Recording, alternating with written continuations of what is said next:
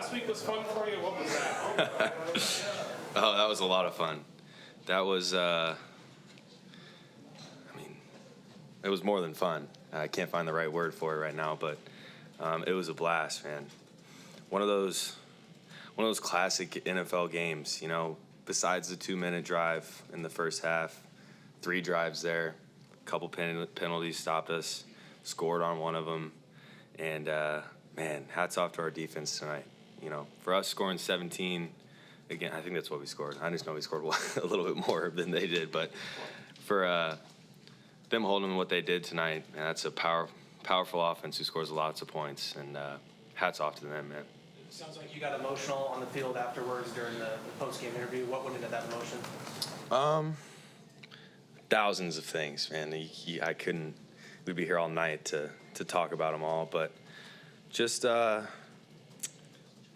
think it was just the over the top feeling of you don't get very many moments, you don't get very many opportunities in this league, and with every opportunity you get, you need to be as ready as you can be because you don't get a ton of them. And for us to come out tonight and play the way we did and get a win and one of 2 opportunities I had this year to start, gosh, that I was excited. I was emotional. I was emotional for myself, but I was emotional for these guys in this locker room.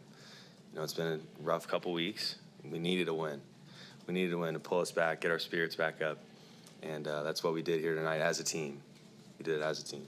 Is there any one particular moment that maybe wasn't as obvious to us watching, but that you experienced that will stick with you for a long time following this? At the quarterback position, you're supposed to, assume good things to happen. So the one thing that's going to stick with me tonight is the deep ball to Tyler on the right side of the field, going left to right if you're on our sideline.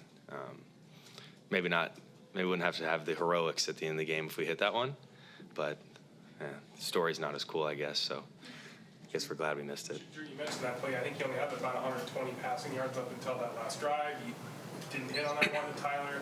To come back and hit the one to DK to get you guys moving down there, hit the one to Jackson for the game winner. Just how good did that feel in the moment? What you were kind of thinking as that kind of whole thing played out? Yeah, I think the thing that you always try to get to as a competitor is when you're out there on the big stage, the big moment, the 2-minute drive to go win the game, you're just not thinking.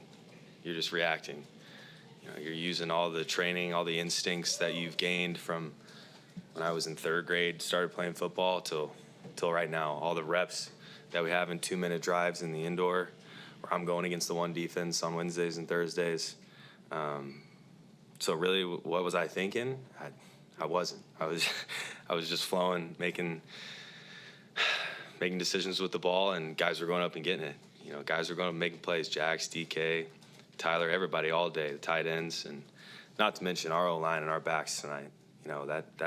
That being able to run the ball like we did against that front and that defense is special, to say the least. What did you see on the throw to Jackson? Just kind of take us through the play. What did you see there? It was actually sweet. Shane came back to that call. We ran that call on the first 3rd down, first drive. And we didn't use the element of one-on-one go ball to Jax on that. We had man that first time, but my plan going into it was we're going to work the concept side first. First 3rd down, I get this call. And I'm breaking the huddle. Shane gives me the little reminder in the head, say, hey, don't forget Jax one-on-one if you got him. All right, break the huddle. Jack's running out, hey, you're getting the ball. You're getting the ball if you get one-on-one here. Because we had already played that front side. Who knows how they were really going to play that concept if they'd kind of seen and felt the same thing earlier in the game. And sure enough, they gave us one-on-one. Kind of the perfect look. We had an off corner. Jax kind of tempoed it off the ball, and he hit the Jets and put that thing in the back corner. After that touchdown, the TV copy kind of caught you and Gino looking at each other doing the strap-on conversation, right? Yeah. So, what's your guys' relationship like? How helpful has he been to you during these 2 weeks? That's like an unsung hero in these last 2 weeks, man. The encouragement that he's given me, the little pep talks here and there, helping in the film room. It was so cool that when roles flipped and I was going to have to go be the starter, he did the same thing for me that I was trying to do for him. That's just an unselfish dude in there, man. I appreciate him more than words can describe. Talking to me before that 2-minute, you're the best player on this field. You're going to lead us down this field right now. Go get it done. Just things like that, man. It's really cool. This is a really special quarterback room, including Sean when he came in here these last couple weeks. Just a savvy vet, man. Knows a lot about ball, and it's really comforting having him in the room. It's just an awesome group. Drew, when he won the job last year, you mentioned your relationship with him, how you guys were pulling for each other, and how important that was for you there. To see him in this moment over there, kind of being right there along with you, celebrating you when you hit that, how good does that feel to know that he's hanging with you on that night? Yeah, it was just a full circle moment for, I think, the both of us. Like I've said many times, and I'm up here, I never want to be put in that position where I'm looking to the sideline and seeing him.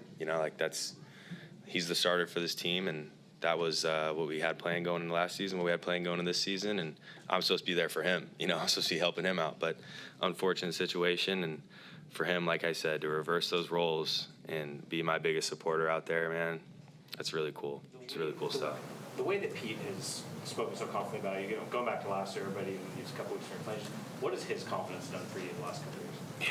Yeah, it's got me back to being, more of me, more of who I am. And that's a confident guy that will go out there and sling the ball around, man. He gives me full confidence to go be exactly who I am. And he preaches that all the time. Don't be more than who you are. Just go out there and be you, because you're here for a reason. We want you here on this team. And when you go try to do a little more, that's when you start acting out of character. And I think tonight was a great test of that, with it kind of being a slow game, not a lot of points. I thought both sides of the ball, offense and defense, did a great job of just staying relaxed and knowing as long as there's a couple seconds on the clock, we're going to have a chance in this game. And sure enough, we left it with 28-26 left. So. What was the pregame situation like, not knowing if you're going to start?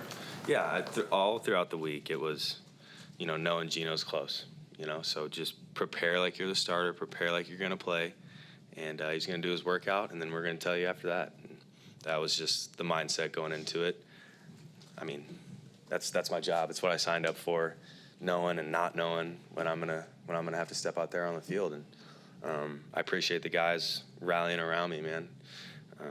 It's a really special group, and I just couldn't be more proud of everybody tonight. When did you find out that you were going to start?